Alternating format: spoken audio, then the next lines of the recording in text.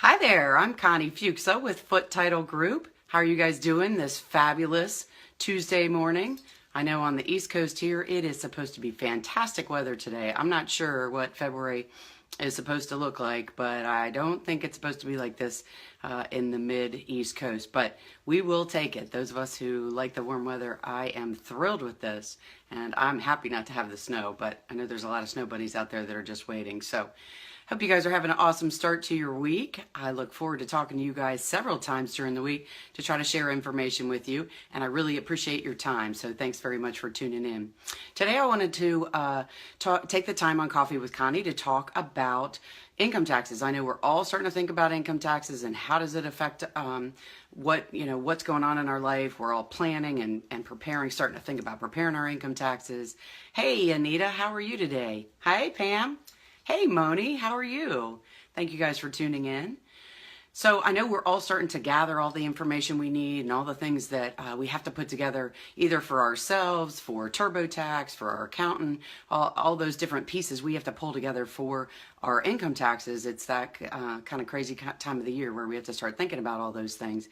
And the one thing I wanted to remind you about that a lot of people don't think about is your property, whether it's a piece of property or your home, or if you have a rental property, if you own a piece of real estate, then that gives you a tax break. So there's several different things that you have, and I am not a tax person, so I certainly don't want to give you all of the things the benefits that are available for you, but I want you to, as like always, I want to give you some pieces of information to make you think about it and ask some questions. So if you have a piece of real estate, whether it's a home, a piece of property that maybe you fish or hunt on or camp on, those kind of things, but you own it and you pay property taxes for it, maybe if you have a loan on it, then you actually pay interest for that loan. These are some things that are potentially that give you potential tax write-offs on your income taxes. So there's some things that you need to think about. Yep, absolutely, tax breaks. We all need them.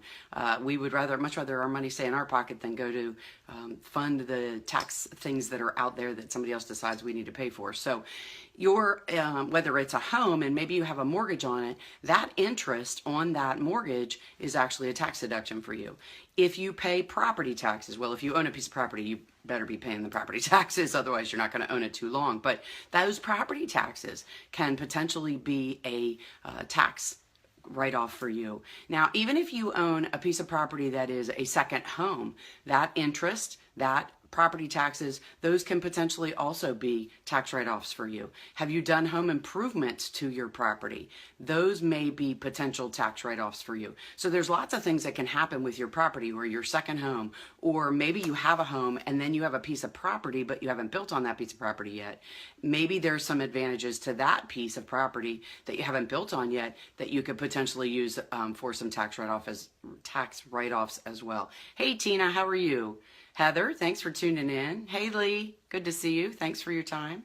So all of these different things, let me throw in another kind of wacky thing. So a second home doesn't have to necessarily be a physical piece of real estate sitting on a piece of land. It could be a motorhome, or it could be maybe you spend a lot of time on your boat and it has some housing facilities. Maybe those could be tax write-offs. Again, I'm not a tax professional, but what I want to do is give you some information that could potentially spur you to ask some questions to those people that are the professionals.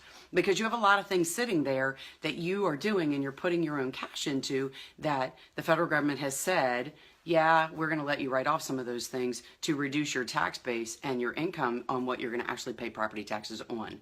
So the interest on your home, the mortgage interest that you pay, if you purchased your home in the same year as you're doing the taxes, there may be some other things that you paid at closing that could be additional tax write-offs. Now, those aren't things that you're going to see necessarily each year, but they could be things that you could write off. If you sold a piece of property, you then have some reporting some reporting requirements, and we actually take care of some of those things too. When we do a closing, we are required to report to IRS that you sold that piece of property, who owned it, how much it was sold for. Now, we don't do any of the reporting about how much you're going to pay taxes on it, because that's totally your information. But we send out 1099s, and they all just went out about a week and a half ago to all of those sellers that sold property that it was not their primary residence. So if it's not your primary residence, we have to actually report that so that you have to address that on your income taxes. Now,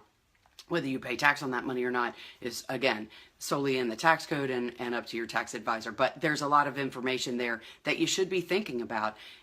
When you deal with real estate has some advantages for you as far as income taxes are concerned, and some things that you need to be aware of and looking out for. So I wanted to share all of that with you. The other thing I really wanted to share with you this morning is in Maryland, there's a thing called a homestead tax credit. And right now you should be looking to see if you should be renewing that. This is something that, well, we actually have a link to it on our website. The homestead tax credit is, if you live in your property, you have to actually apply to the state of Maryland and say to them, hey, I own this property as my primary residence. This is where I live. And then they'll give you a credit or a reduction in those property taxes and what you pay to the state. But you have to actually fill out the information. If it's a second home or an investment property, then you don't get the homestead credit. But this is really crucial because you want to make sure, it's a big difference for you to make sure that you get access to that credit, so you have a whole lot less in property taxes that you need to pay for your piece of real estate that you actually live in. So that's on our website as well. Go on the website, www.footetitlegroup.com. Go under the buyers tab or the sellers tab and look under resources, and you'll see there's a link there for the homestead tax credit. So you want to go on there and look. It's under the Maryland side because this isn't something that actually happens in Virginia. In Virginia, they actually get their credit for being owner occupied when those documents are recorded and noted in the county land records. So that automatically happens. In Maryland, it doesn't automatically happen. It changed about 15 years ago. And so we try to make sure you know. And, you know, when I talk about the homestead tax credit, the people I really want you to help me get the message out to are those people that don't understand or don't have the ability to look through that information. Maybe you have elderly family member that doesn't have the internet and can't go download the form, or maybe they have owned their piece of property for a long time and they don't realize that that changed and they need to go in and apply for it. Now, once you apply for it, you don't have to apply for it every year, but maybe you have somebody who just has a lot on their plate, a single mom, a single dad that doesn't have enough time to dig through and make sure that they're getting that credit. So help those people that you know, share the information, because that's something that they can definitely benefit from too. Hey, Wendy, how are you? Hey, Cliff. Thanks so much for being on and for sharing. If you find our information valuable, please share it with those people that you know, because there's so many people out there that I want to get information to that I don't know. So I really would love if you would help me share that information, because as we all know, sharing is caring. So I would really appreciate it if you would care about those people you know and share our information. Hey, Craig, how are you today? So remember, a couple of good things. If you own a piece of real estate, it very well, potentially you could have some credits there that you could use towards exemptions on your taxes. Whether it's a primary residence or it's a investment property, all of those may have some tax ramifications for you that allow you to get some credits against your income before you calculate what those taxes are. So those are really important. Remember that a second home isn't always necessarily a physical house. So keep that in mind. There may be some tax benefits to a motorhome or a camper or but potentially a boat. As I said before, I'm not a tax advisor, but I'm just putting some information out there that is potentially things that you can look at. So as we all are dealing with all this tax crunch right now, we're starting to pull all this information together. I just want to share with you a little bit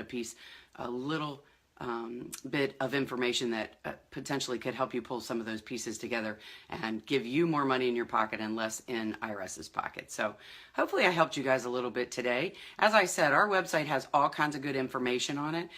There's buyer's guides, seller's guides, planning your move checklists, information for sellers. If you're thinking about selling, what processes are on there. If you're a realtor or a lender, there's a page there just for you with all kinds of information that you can use to help be more successful when you're doing setting up things for your customers. There's also a calculator that'll help you calculate closing costs, recording fees, and those things that you can't easily get a hold on.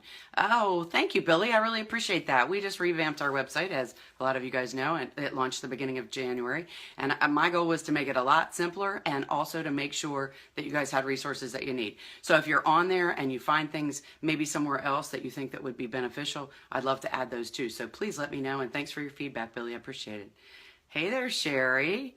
Sherry's is our operations manager who actually happens to be out of the office right now. So thanks for tuning in. So hopefully you guys got a little information today. I look forward to talking to you every Tuesday and Thursday around between 8 and 9. And hopefully you guys have an awesome day. I'm Connie Foote with Foote Title Group, where we protect your home ownership. Have a great day, everybody. Bye-bye.